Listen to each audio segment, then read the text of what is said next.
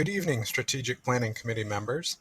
I've been asked today to share with you how we are going to share information throughout our strategic planning process. If you go to the district website, www.sau36.org, you'll notice we have the strategic planning icon on our website. When you click on this, you are presented with the Google Drive folder that we use to store all of our information about the strategic planning process. So in here, you get the meeting agendas that you can click on. And even more importantly, this is where we are storing information that we've collected from a variety of people throughout this process. And we've put it in the resource information data collected section. So you can click on that. And I can organize these folders in any way we might like. However, to get us started, I have put us into individual folders for certain sections such as assessment data, athletics, budget, etc. So if you click in one of these folders, such as budget, you'll notice in here I have this year's budget hearing presentation that has a lot of good data about the budget, historical budget data, and also trend data and so forth. So I think this is a great document, and it can be found inside this resource tab. So, and again, as we move forward, we can organize this data in any way that we see fit. Here's some demographic data, etc. Additionally, if we want to collaborate and communicate together on additional data collections, it's helpful if everybody has a Google account that we can share across with each other. So I've also been asked to show you quickly how to use Google Drive to organize some information and share it out with peers. To use Google Drive, go to drive.google.com. And here you can log in with your Google account, such as a Gmail account or any other Google account that you might have. If you don't have any Google account at all, you can click the Create Account button. Here you just fill in this information and it'll walk you through creating your own Google account, and this is for free. So I'm going to sign in with my Google account.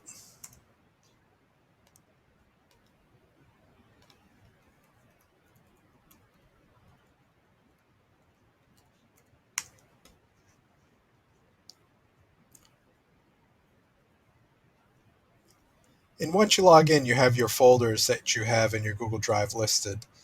You can change this view from grid view to, this is grid view here, to list view. It just depends on how you want to see your files and folders. You click the new button to create a new folder, or you can also upload files from your computer or folders from your computer. And you can also create new Google Docs as well. Inside of Drive, there's a few other features that'll help you keep organized. On the left-hand side is your Drive here. Also here with Shared with Me is items that have been shared with you from other users. So they would show up here if you click on Shared with Me. Additionally, you have the starred feature. So if you wanted to star a folder or a file, you can click on that folder or file, click on the More Options button, and you can add a star to it.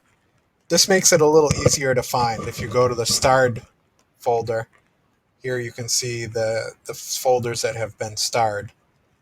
Just quicker access to those files, almost like a bookmark. Additionally, when you click on a folder, you can share that folder specifically with others. You can give them edit rights, or you can just allow them to view the folder. You can get a link to your folder that you might send to other people. You can delete the folder, and you can also rename the folder or move the folder to a different location in your drive. So perhaps we want to create a folder. We click the New button, and maybe we call this Economy. And notice here, we have an Economy folder in here. And let's say we want to create a folder inside the Economy folder to make it even more organized. Click New, and maybe we call this Population.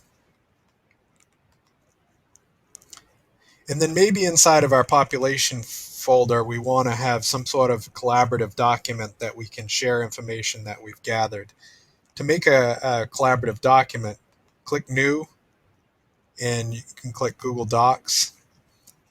Notice Google Docs is very much like Microsoft Word or WordPerfect or any other word processing software, but it operates in the cloud and it's easily shared with others. So the first thing you want to do so you don't get confused is to go up here where it says Untitled Document and give your document a name. So maybe you call this Population Study.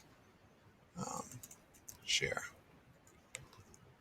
And just click outside of there and that becomes your name of your document now. So inside here, um,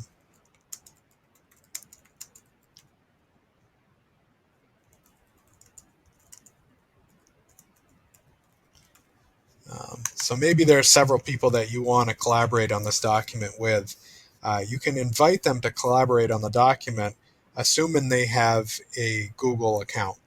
So if they have a Gmail account or any other Google account, you can invite them. And the way you do that is by clicking on the share button and you just type in their email address here. So I'm just going to type in my regular email address and you have some choices. So if you just want them to view it or comment on it, you can change it to that criteria. However, if you want them to be able to truly collaborate on it with you in real time, select the Can Edit button. And all you need to do is write a little note for them here.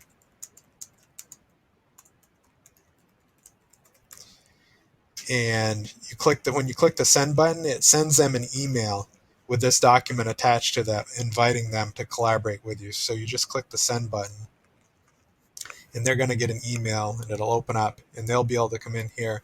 And while you have this open, you'll be able to type back and forth and collect data in real time. So it's a great collaborative piece to work with. The other thing that you can do in the sharing section, if you click on the advance button, is to decide who you want to have access to it. Right now we have whoever we specifically invited to this document, we're inviting them specifically. But you can change this and you can actually do some different options here. One of the popular ones is anyone with a link. So you can select that and send somebody a link, and anybody that has the link can view that. And you can also change it so that they can edit it. So if you have a group of people out there that you want to be able to let them add information to it, even if they don't have a Google account, you can click the Can Edit button and they'll be able to put some information in there as well. But if you just want to collaborate amongst yourselves, the off specific people is where you want it to be. And when you're all set, you can click the Done button, and then this will be your document that you can move forward with. Now remember that Google Apps is just not only the Google Docs for a word processor, but there are also a lot of other apps that are very useful for this process, such as Google Sheets, which if you look at that, all of the same features that are there, you name it the same, you share it the same way. But notice that this is a lot like Microsoft Excel or any other spreadsheet that's out there. And you can do a lot of the same things that you can in Excel, such as, graphs of data, formulas, um, just about any spreadsheet function that you want to do. Um, Additionally, you can also do a presentation, which is Google Slides, which is, again, very much like um, Microsoft PowerPoint, except it doesn't have all of the bells and features that PowerPoint has, but it has a lot, enough to do a shareable, collaborative uh, presentation. And you name it and you share it all the same way. And you can work on this collaboratively amongst anybody that has a Gmail account.